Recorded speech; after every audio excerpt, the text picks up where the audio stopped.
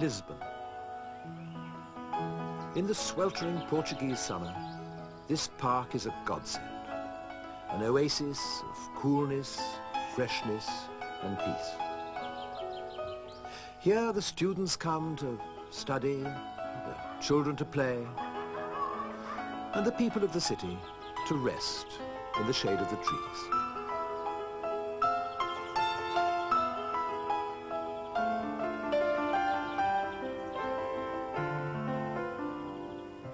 Here, too, is one of the most beautiful and the least known museums in Europe, housing what is surely the greatest art collection, both in range and in quality, to be assembled by a single man in this century. He was a man of mystery, a man who was seldom seen and seldom heard, but his wealth and power were such as to make him, even in his lifetime, a living legend across the world. He was best known by his universal nickname, Mr. 5%, but his real name was Calouste Sarkis Gulbenkian.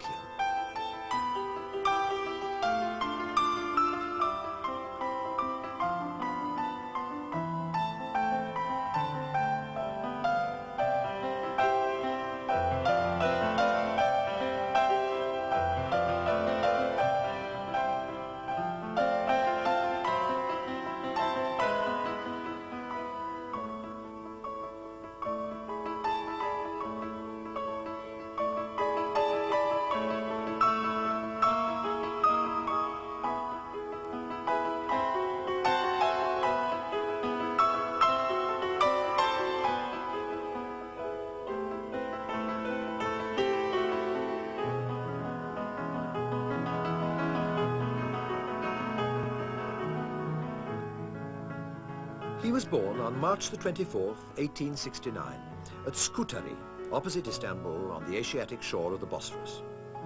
This made him a native of Turkey and a citizen of the old Islamic Ottoman Empire. But he was not a Turk, and still less was he a Muslim. His family was Armenian, and like all the hundreds of thousands of Armenians in the empire who proudly maintained their ancient traditions, the Gulbenkian family was deeply, devoutly Christian. In his early youth, it was still dominated by his magnificent old grandfather, who had been born in 1795 and lived to the age of 106. But young Calouste was brought up by his mother, Diruhi, spoke the Armenian language, went to the best Armenian school, and worshipped with his parents in one of the many Armenian churches in the city. One day, when Calouste was about 7, his father gave him an Ottoman half-sovereign as a tip. The boy went straight down to the bazaar, but instead of spending it on Turkish delight, as most of his school friends would have done, he came back with an antique gold coin. His father, we're told, was furious, but young Calouste had revealed, perhaps for the first time, even to himself, a strain in his character which was to become ever more important as time went on. He was a natural collector, and the thing that he first started to collect was the thing which all his life he knew most about: money.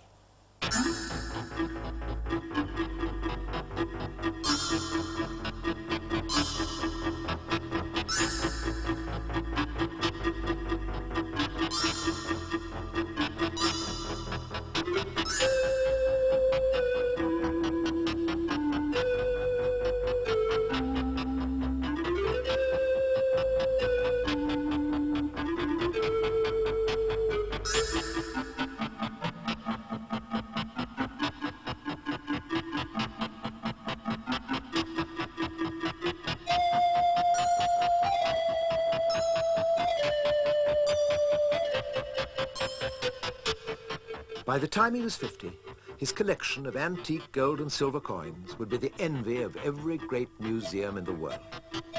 But long before then, his primary interest had turned to what, in those intoxicating early days of the industry, was known as black gold, oil. The original home of the Armenians was around the slopes of Mount Ararat, the region where nowadays the borders of Iran, Turkey and the Soviet Union all come together.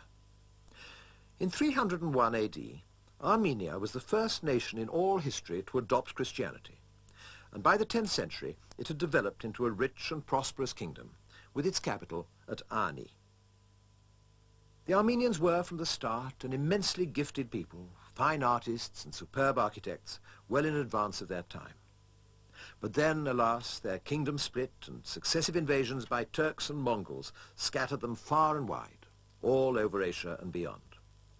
Many thousands of them settled in Istanbul, where their intelligence and commercial genius brought them wealth, prosperity, and, quite often, top positions at the Ottoman court and in the government. Always, however, they stuck together, and the richer they became, the more generously they contributed to their church and their own special charities. Never, never did they forget that they were Armenians.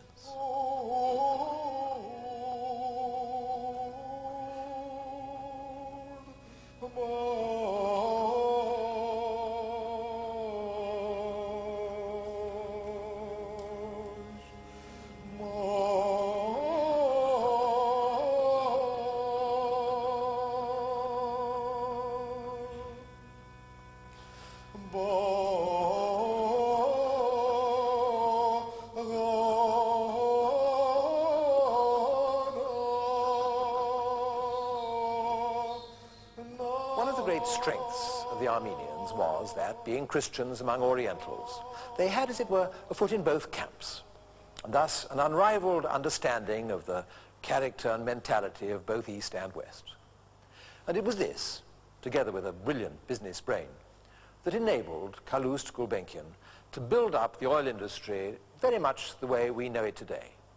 Arguing, cajoling, flattering, bargaining, sweetening, using all the arts of Oriental diplomacy to get his way, always knowing exactly how far to go and exactly when to stop. It was a hard school, and it gave rise to many a worldly aphorism. The hand you dare not bite, kiss it.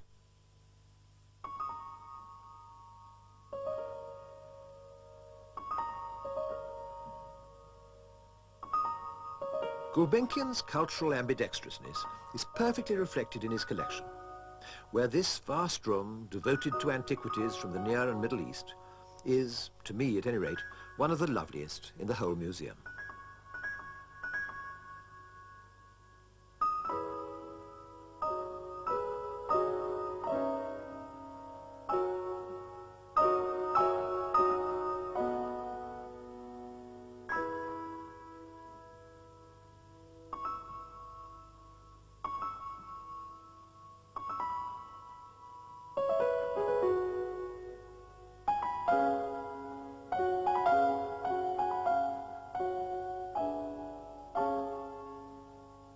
Just look, for example, at this lovely Persian bowl, painted with birds and horsemen. It comes from Rai and dates from the 12th or early 13th century.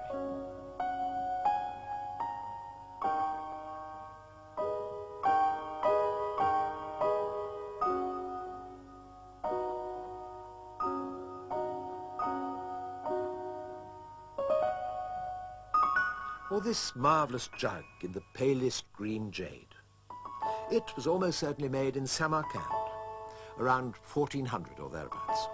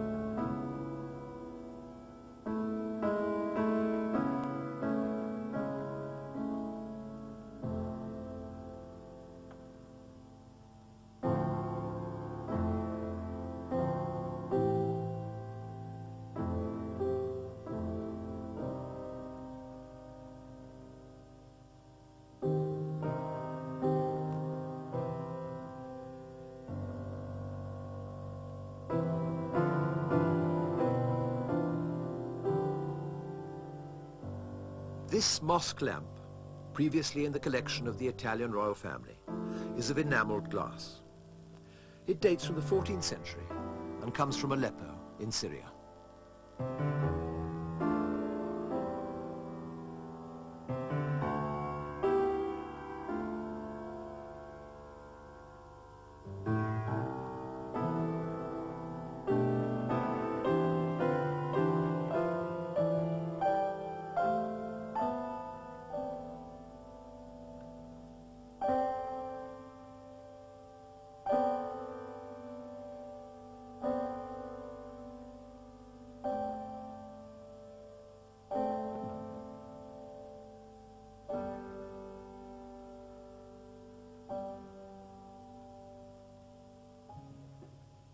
When he was 16, after a couple of years in Marseille to learn French, young Calouste was sent to King's College, London, whence he returned 3 years later to Istanbul with a first-class degree in civil engineering. By this time, his father had made a considerable fortune as a merchant banker, with a particular interest in oil. Now, in those days, oil was nowhere near the great commodity that it has become nowadays. It was used principally in the form of kerosene for heating, lighting, cooking, things like that. Indeed, in Iraq, where a great deal of it came from, the shepherds simply hated the stuff because their sheep would occasionally roll in great black puddles of it, which obviously would ruin their fleeces. Still, there was a group of far-sighted businessmen who were beginning to suspect the potential of this new commodity, and Mr. Gulbenkian Sr. was quite obviously one of them. At this particular time, too, he had been made governor of Trebizond, which was the principal Black Sea outlet for the great rich oil fields of Baku on the Caspian. So what could be more natural than that he should send his brilliant young son to Baku to study this exciting new business at first hand?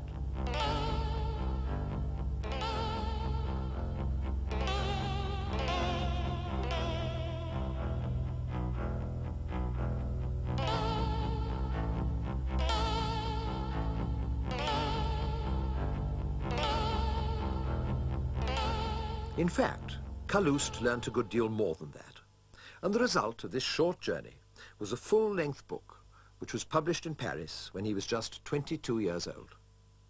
Later, the chapters on oil were republished in one of the most distinguished Paris journals, the Revue des Deux Mondes. From that moment, he was launched. The oil business was still in its infancy, but the Turkish Minister of Mines, who had read his articles, commissioned from him a report on the petroleum resources of the Ottoman Empire. His father, understandably impressed, first by the degree, then by the articles and the book, and now by this government commission, made him his representative in London. There was only one more thing he needed, a wife. He knew just who she was going to be. Among the Armenian families of Istanbul, the richest and most distinguished was that of Ohannes and Virginie Essayan, and Calouste had long since set his heart on their eldest daughter, Nevat, a considerable heiress in her own right.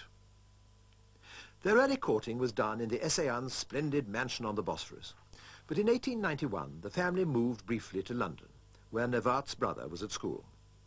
Calouste followed them there, and there, in 1892, he married Nevat according to the Armenian rite.